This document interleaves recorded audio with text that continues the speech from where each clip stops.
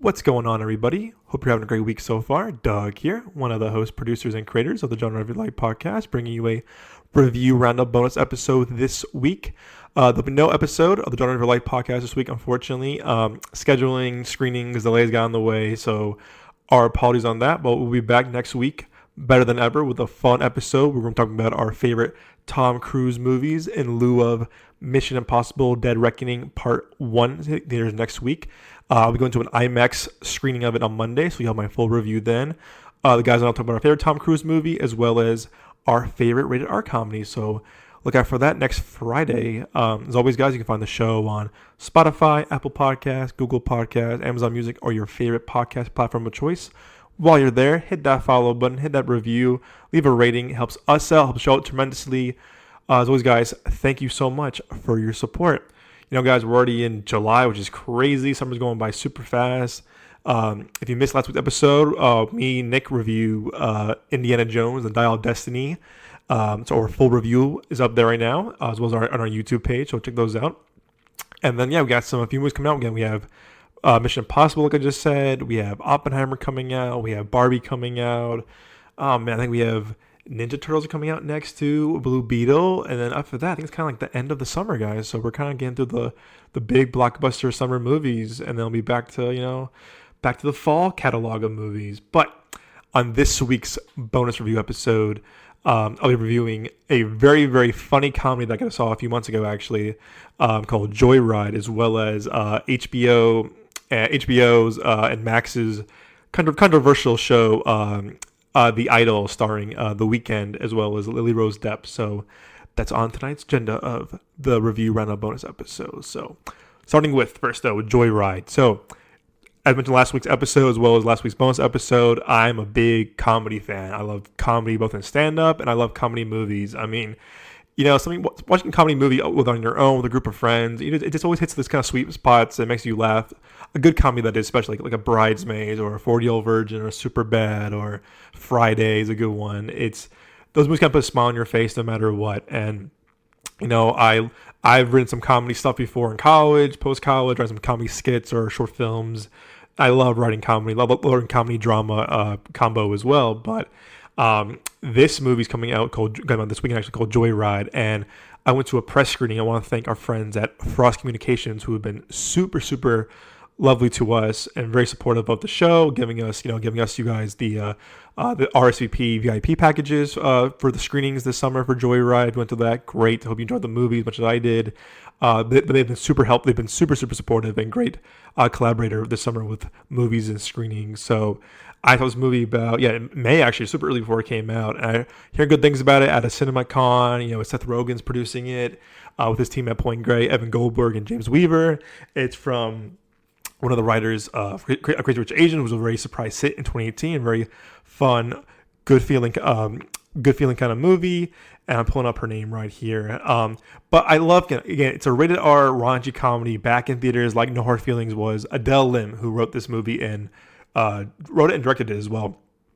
And again, I love seeing, first off, rated R comedies back in theaters, but I love seeing new and young talent kind of approach comedy, especially again during the time of like we're in the era of more blockbusters and reboots and sequels and franchises everywhere.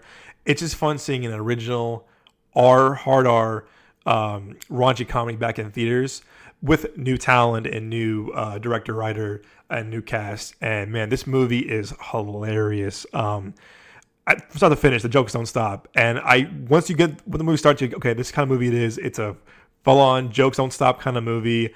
For context, it's about about this girl named I have my notes right here too. Audrey, who played by Ashley Park, you probably saw her in the show Beef, as well as Emily in Paris. She's a great actress. She's adopted by a white American family, and she never knew who her birth parents or her birth mom. And when she was a kid, her best friend moves to this small town, Lolo, played by Sherry Cola. And they became best friends right away, like best friends throughout their life, from kids to high school to college to after college, and it's just kind of their friendship. But Audrey's is big time, lawyer. working on this huge, well, it was a huge firm, and she's going to China for this business trip. And her friend goes, "Hey, how about we find your birth mom actually during this trip?" And she goes, "No, we'll see about it." So Audrey Lolo, her cousin, Deadeye, played by an actor, Sabrina Wu, and they meet up with Audrey's famous college roommate, played by Stephanie Shu, who was played by Stephanie Shu, played by Stephanie Shu, who was Oscar nominated for Everything Everywhere All at Once. She was great in that movie. So it's kind of like those four, kind of like helping Audrey find her birth mom and getting this kind of craziness and wildness in China.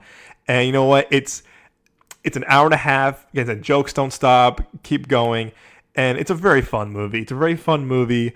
The four actors and actresses really have a great dynamic. From like you believe their friendship. They have fantastic chemistry, and it's very believable too. You see a lot of like ensemble pieces or group comedies. You're like, yeah, it's some of them are funny, some are not. All four of them have their own strengths as actors and their own comedic chops, but they all work so well together. Where it's been a while. I want to say maybe since like the Judd Apatow days, the Hangover days, where we saw a really funny group comedy or group ensemble comedy of like four leading stars, and it's fun to see that again, where it's four actors and actresses that you probably wouldn't recognize right away. Again, if you knew Emily in Paris, or if you know Beef, or if you know Everything All at Once, those two, but you wouldn't know the other two stars. Which again, I love it. I love seeing unknown and new talent kind of like get in these movies, kind of like flex their acting chops and their comedic bits. And it's for an hour and a half raunchy comedy, there's a lot of heart to it too. And I love that about it, where, if a comedy can make you laugh and make you kind of like, touch the feelings, whether it's, again, let's movie kind of like Knocked Up or Trainwreck.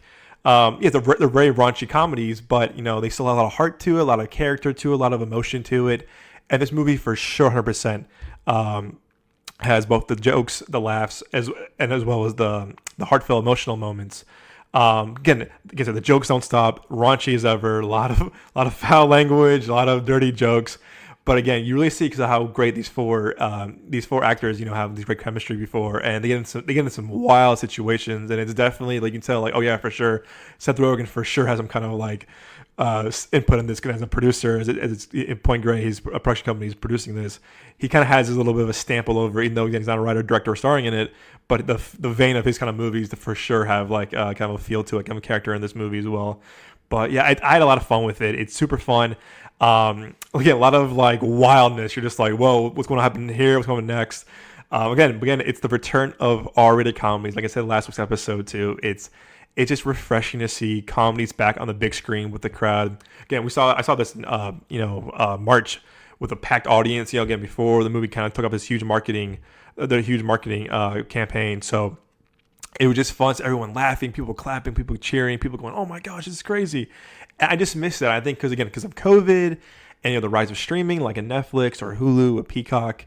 Everything that most of these comedies now are going right to streaming. Right to VOD, and it's like, well, I get it. The big movies that are selling are the big action franchises, the big superhero movies, and that's the big spectacle, which again is saving the industry, the movie theater industry for sure, and that's awesome.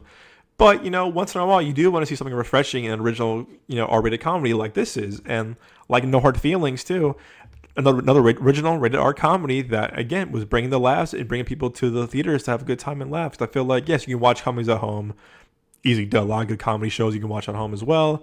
But this is the communal experience. It's very cathartic, and it's very kind of just like a very joyous experience of being in a group with strangers and laughing with one another, having a good time. Like I said, only an hour and a half too. You're in and out of there like that. So it's like you don't feel like it's dragged on for too long.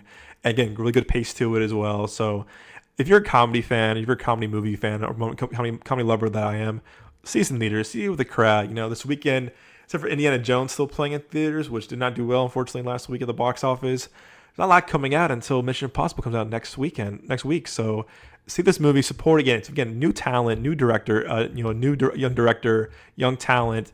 The actor playing again Deadeye, again played by her name, Sabrina Wu, had me in tears. I was cracking up because it's a character almost kind of like inspired by almost like a Jonah Hill type from back in the day, or an Seth Rogen kind of character, and their performance is super funny. And again too, I love that. I think this is their first big role, and their comedic chops was on point, very funny, good quick one-liners, quick bits, very random moments of kind of random laughter, random jokes. But it was so funny. I saw it with my girlfriend next to me, and she was cracking up the whole entire time. I was watching their performance as Deadeye, and it was super funny. Just seeing how like all four of them are similar in their own ways, but Deadeye was kind of for sure the one kind of like the outlier. But it was very funny. Again, they say watching their performance made me crack up the entire time because the jokes kept coming. But Deadeye's the characters had some really funny kind of just like a very kind of charm to their character, both comedic, both emotional too. And I think they were saying it was making me bust out laughing. So it was with the audience. So love that about it. Again, only con I would say is I think the first 20 minutes, the jokes for sure landing, but the first 20 is kind of like, all right, let's get through this. A lot of setup of like who the characters are, who Audrey is obviously, but it kind of drags just a bit in the beginning. And then once they hit China, it's like, hey, cool, where the ball's rolling, craziness left and right. But that's typical movies, typical comedy movies. It's they got to start off somehow. But again, it's the charm of this movie that really told it for me. It's the dynamic, and I'm a sucker for movies about friendship and group friendship and a bond between individuals, and the bond that kind of keeps them together as a pact. And it's just funny. It's a fun movie. I hope it does well in theaters. I hope this movie does well enough to help these actors and get the next big role, the next comedy movie. And I hope Adele Lim and her co-writers definitely have a good future ahead with comedy or just more movie making for sure. Because I think they did a good job of kind of proving their worth as filmmakers and as young new filmmakers, upcoming talent. Because again, it's fun and refreshing to see a lot of new talent hit the big screen. So yeah, guys, definitely see Joyride. Highly recommend. Again, see it with the crowd. See it on the big screen. Don't wait for this one to happen on Hulu or Netflix or Peacock, whatever, or Paramount Plus. See it with the crowd. See an audience. It's again getting great reviews. 91 Rotten Tomatoes. If you're into that kind of thing, 79 on Metascore, which is really good Metascore critic score. So yeah, go support this movie. Support on the big screen. It's a lot of fun. Again, support rated R comedies back in the big screen, and I really do recommend seeing this with the crowd because it's a lot of fun. And all right, Joyride, guys, that's in theaters this weekend. Like I said, it's as fun as it is to see rated R comedies back in theaters. It got me thinking of like what's some of the best movies I can recommend the past 5 years of comedies. We haven't had a lot of good, I would say not good, we have mediocre comedies, but we haven't like really good like standout comedies. I feel like this definitely is, as well as No Hard Feelings, definitely a fun time in the movies. A quick list of here the movies I recommend for the past 5 years of comedies. I guess you could see Jackass Forever, but that's more of this kind of like pranks and them kind of being funny. If comedies go, I think last year, two I do recommend is a movie called Cha Cha Slide, which on Apple TV, which again, it's a streaming movie, but I think it would have done really well in theaters if given the chance. Super funny. I don't want to give much away of that movie, but it's a very independent Apple TV Plus movie. A lot of heart to it, very funny, as well as a movie that I saw. I went to a super special screening of with my girlfriend last year called Bros, which is Billy Eichner. Billy Eichner, Billy on the Street. He's very loud. He's very full of energy, but he's super funny. I love Billy on the Street, and I went to a screening with. It was him and his co-star Luke McFarlane, who's in the show Platonic, which I just love that show so much. It's super fun, also on Apple TV, and it's the first kind of like big studio, decent budget, gay rom-com. And if you like Billy Eichner's humor, he wrote it with Nicholas Stoller. Nicholas Stoller did Forgetting Sarah Marshall. He did 5 Year Engagement, Neighbors, which are my personal favorites. It's a lot of fun. It's a really funny movie too. It didn't do too well, unfortunately. It kind of came out middle of September, and there was not a lot of marketing to it, unfortunately. I mean, Billy Eichner was marketing this movie on every platform he could, and I give him all the props for doing so. But it didn't hit the mainstream audiences, unfortunately, and no one got to see it, unfortunately. But it's on Peacock now, it's on Amazon Prime now. Worth a watch. It's kind of like Judd Apatow produced it. It has kind of like the Judd Apatow kind of feel movies, Nicholas Stoller kind of feel of comedies from like the 2000s, 2010s, with kind of more like a modern update on it on the rom-com, and it's super funny. It's a little long. It's lower 2 hours, a little bit about 2 hours, but a lot of jokes in that movie. Again, also a raunchy rated R movie, but there's a lot of jokes that made me bust out laughing, and the chemistry between him and Luke McFarlane is really funny. So check out Bros and check out Cha Cha Real Smooth. And I want to say 2021 wasn't a big year of comedy. We're kind of getting out of the pandemic. It was like we're seeing more big blockbusters. Free Guy was funny, but I don't kind of like comedy. Um, and then 2020, I recommend a movie called Palm Springs. It's kind of like Groundhog Day with a twist, with Andy Samberg and I'm blanking on her name. J.K. Simmons is in it, and I'm blanking on her name. Her name is Kristen Milioti, and she was really funny in this movie. Kind of a Groundhog Day approach to it on Hulu. It's a Hulu original. I think because of COVID, it went right to Hulu. Worth seeing. It was super funny. I'm a big Andy Samberg, Lonely Island kind of fan. So love that movie. Worth the watch. I want to say in 2019, there's some good comedies too. The Long Shot was a good one with Seth Rogen, Charlize Theron. Another good movie that kind of just came and went. No one really saw it. Stupid was kind of funny. Kumail and Johnny had good chemistry with Dave Bautista. Nothing special, but it was kind of a cute kind of summer comedy movie. And I think what I like 2019. Oh, Good Boys. Oh, if you've seen Good Boys, guys. I mentioned this last week on the show. Good Boys is hilarious. It's two of the writers from The Office. There were two staff writers on The Office, and they also created the show Jury Duty, which I love, on Amazon Prime. Good Boys is one of my favorite comedies of the past 5 years, hands down. It's hilarious. Dolomite Is My Name. I went to the premiere of that movie in LA. Saw Eddie Murphy, saw everyone, Wesley Snipes, Craig Robinson. The list goes on and on. It was a return for Eddie Murphy. It was a return that he needed. And Dolomite Is My Name is a flat out hilarious movie. A return to form for Eddie Murphy, no doubt, on Netflix. I am so glad I saw that in theaters with the crowd on the premiere, because the energy in that room was just magnetic. It was just electric. It was so much fun. Everyone was having a good time. Seeing Eddie Murphy back on a big screen with a great ensemble of cast. It was hilarious. It's based on a true story about Rudy Ray Moore. Oh man, it's so funny. So see that on Netflix. I wish you could have seen that in theaters, because it was a really crowd pleaser to see that in the big screen. And then 2018 was a good year. I think we had movies like Game Night, a very funny movie, Glenn Gunn's original movie, studio ensemble movie. Again, kind of came and went, unfortunately. Got a lot of praise, got great critic reviews, got a lot of got good audience praise, but no one seemed to kind of watch it. They kind of broke my heart, because the movie was really funny. It was fun seeing a great ensemble cast from Rachel McAdams, Jason Bateman, to Lamorne Morris, to list goes on and on, Jeffrey Wright. It was super funny. And another movie that I love of 2018 comedy was a movie called Blockers, another Seth Rogen produced movie. Kay Cannon, who wrote the first two Pitch Perfect movies, as well as I think she was a staff writer on New Girl. It was her first directorial debut movie.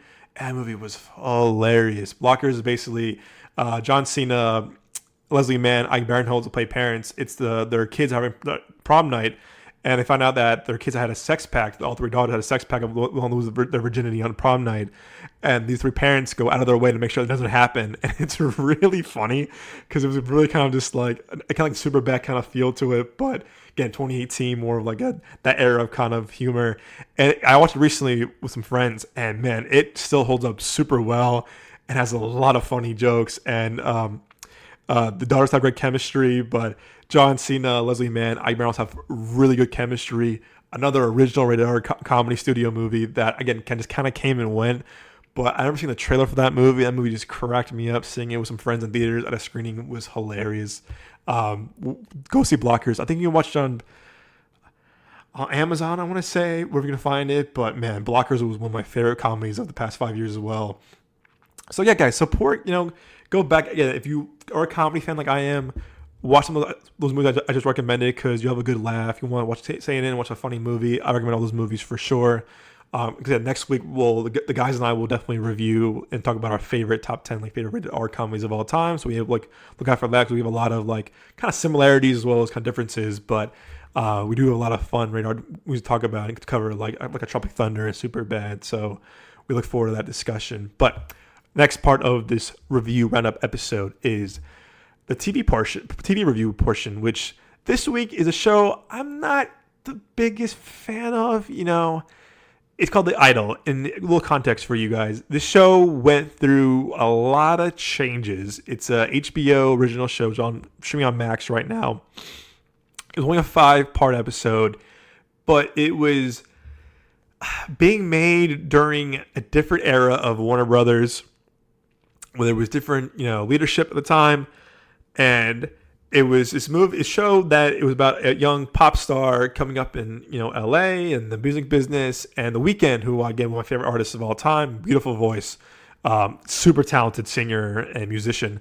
He was going to be in it as well, and the rumor was like kind of like sounding like she gets involved with a cult leader, which The Weeknd is playing, but it just didn't know what was going on. And then the director, I won't believe her name was, the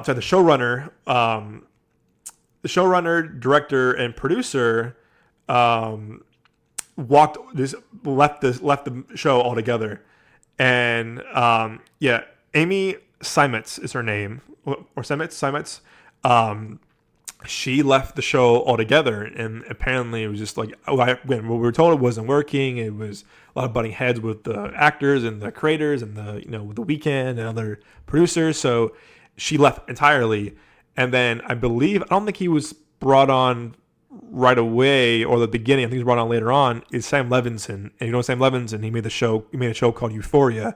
And as a new Euphoria fan, about a year ago, I knew some of this show, but the show is very heavy, and it's very heavy and a lot of disturbing things to it. It's a very TVMA for sure. A lot of sex, a lot of drugs, a lot of drinking. It's a lot going on. It's a very heavy, dark show. So if you're not into that, I would recommend it. But if you are into that, it's great performances by Zendaya, Hunter Schafer. The list goes on and on. Jake Elordi, Sydney Sweeney. It's a very, very intense show, but it's beautifully shot. It's well acted. Zendaya won a bunch of Emmys for it, but it's a very intense show. Again, I got onto the show a little bit later because of word of mouth and people who saw it. Like, you should watch the show. If you're a writer, you should watch the show. I'll give it a chance. And I watched it. I was hooked right away, but it takes a lot of you. It's a very intense kind of show. So anyway, Sam Levinson was brought on to, I guess, rework the entire show and kind of bring his kind of like Euphoria feel to this show. Again, it was I think the Warner Brothers HBO leadership changed it yet again. So things were changing. So I think the show went through a huge creative overhaul, meaning that everything was rewritten, everything was changed. The vibe of the show was changed heavily. Characters were changed heavily. Then the mature nature of the show was changed a lot to a very kind of more like Euphoria in a way. So you heard a lot of things about it. And then it was delayed. It was like, I think the first teaser came out like a year ago, and it was like coming soon. We still don't know when it was coming out. There was no word about it. And then HBO Max was becoming Max, and then a lot of things were changing at HBO and Warner Brothers with like tax write-offs and different things were going on. So it was a lot of things going on with the show that was kind of like, what's going on here? And then there was an article, I want to say, about February or March, where someone said this show is messed up. This show doesn't know what it's going to be. There's a lot of complaints about it. But then everyone shut that down. Like, no. It was a safe environment. We didn't feel like pressured or threatened at all. And we don't know. It's all hearsay from the articles and the outlets and everything. So we didn't know. But I was still intrigued because I think I like The Weeknd. This was kind of his first big major role. I mean, he was Uncut Gems briefly as a cameo, but this was his, he co-created the show, he co-wrote it, he was starring in it as well. Lily Rose Depp, daughter of Johnny Depp, was kind of her first kind of big mainstream role as well. The Weeknd was doing new music for it. So, again, a good cast, Hank Azaria, Eli Roth, and a girl, I want to shout out her name. She was fantastic. I think she was definitely the best part of the show, if you ask me. Her name...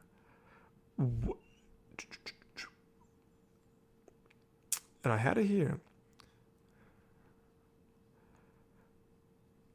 Davine Joy Randolph, who was also in Dolomite, as well as a movie that I recommend called Office Christmas Party. And she played character in Destiny. She was a big standout for me, without a doubt.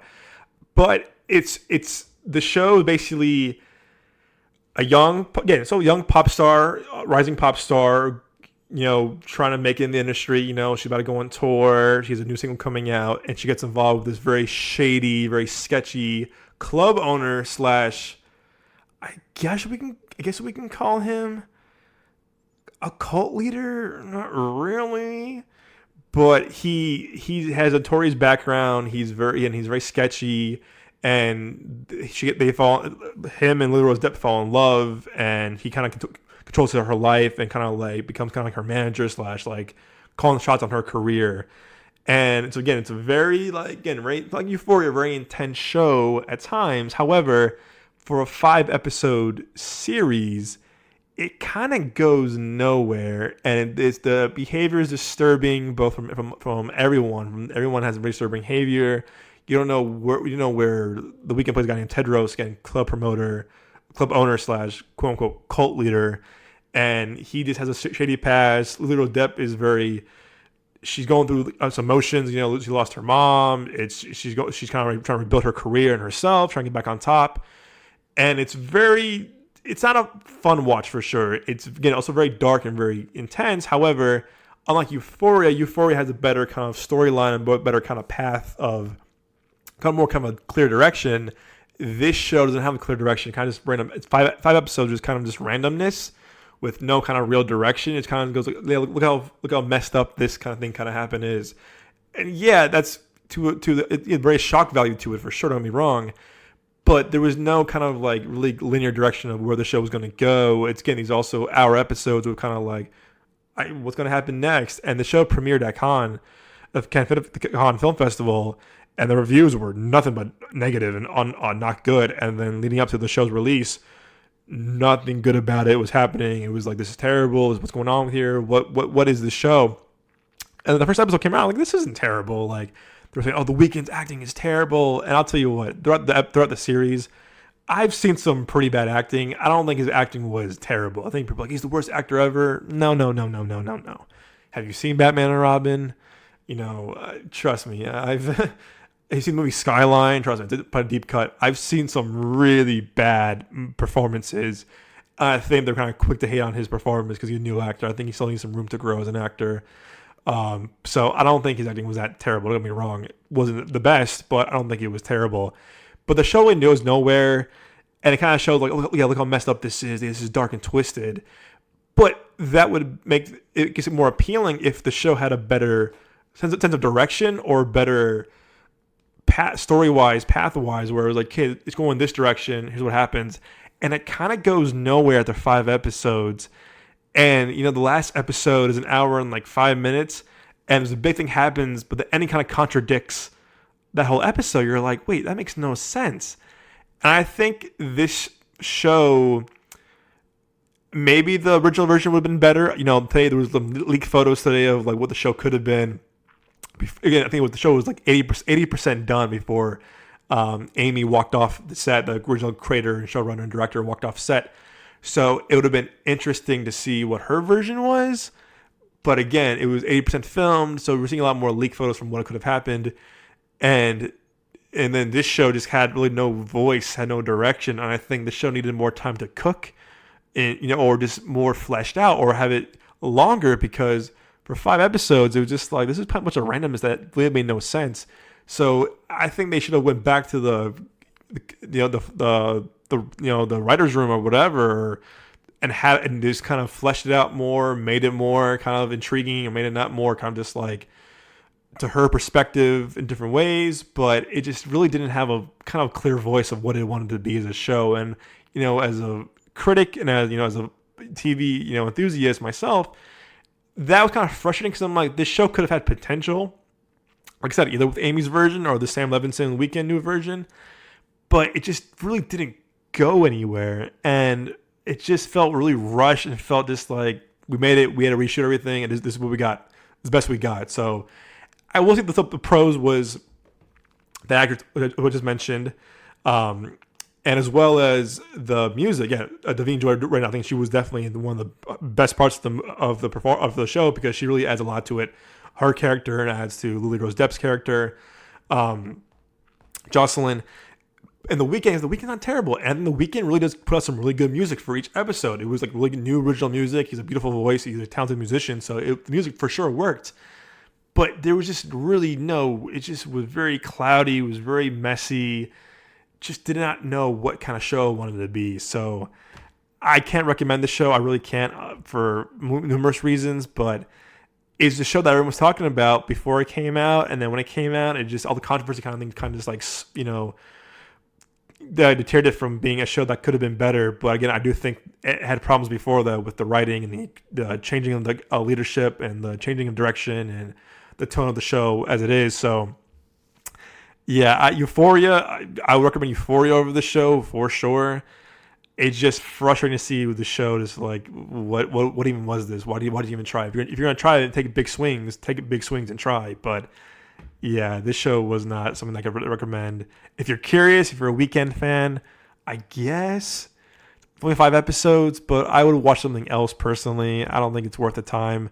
Listen to the music instead on Spotify, Apple, or whatever you get your music from. So check that out. But yeah, it's a very weird show, and read more articles about it. I kind of want to see the original version or of Amy's version, but I don't think this show is gonna get a season 2. From what you got a lot of hate, online too. Fans do not like the show whatsoever. So, I mean, I'm curious to see season 2. I mean, they could do season 2. I feel like they would have to like really reconstruct the show, the writing, the direction, the storytelling, because there's a lot of work to do and kind of like a lot of damage control to do. So you definitely could. But I just don't see it happening because of the negative response it got. So we'll see. Summer. It can be tomorrow. It could be next week. It could be next month. I'm waiting for the announcement. But like, the show will not return for season 2. So I wish the Weekend may find another project he can do with another creator or with Sam Levinson. Maybe something different. Maybe something more fleshed out and maybe something more kind of like better written and better narrative wise. So. It's unfortunate. That was his kind of first big role, but not everything works right away. So I guess some growing to do, both as a creator as an actor. So yeah, that's that, guys. So yeah, I can't really say I recommend Idol, but I do recommend seeing Joyride this weekend in the theater. We'll see you next week whenever we get some time. We'll go discount Tuesdays at your local cinema. And like I said, guys, we have some things coming up. Again, I'll be seeing Mission Impossible on Monday in IMAX. Can't wait for that. And then I'll be going to a Barbie screening on Wednesday, the 19th. I'll be out of fun reviewing that on the podcast as well. Could be seeing Oppenheimer that week too for a screening. I'll let you know. Hopefully, I'll post my out of theater reaction and post my review on the show if we're invited. But even if we're not invited to the screening, I'll definitely have my review on the show and on our YouTube page as well. And then, like I said, guys, we are kind of at the end, almost mid to end of summer. It's going by fast. I'm looking forward to a lot of more shows and more movies coming out during the fall. I think again, if you are an Indiana Jones fan, go see it. But it's unfortunate that it didn't do too well this weekend. Watch The Bear. I recommend The Bear again. I've been talking about The Bear for the past few weeks. It's a phenomenal show. But yeah, Insidious coming out this week. I haven't heard good things about Insidious. I'm a so-and-so Insidious fan, but I think the next big 3 is a Mission Impossible, Barbie, and Oppenheimer. Haunted Mansion looks kind of fun, but I haven't heard much about it. I'm hearing really good things about Ninja Turtles, and a Ninja Turtle fan myself. I cannot wait for that. I hope that's good. I really hope it's good. Please be good. And then the Meg. Oh, don't get me started on the Meg. I'm a fan of those movies. But other than that, and that's really about it until. Okay, Gran Turismo looks pretty good, but it's only a big blockbuster. And then Blue Beetle and the movie called Strays looks kind of funny.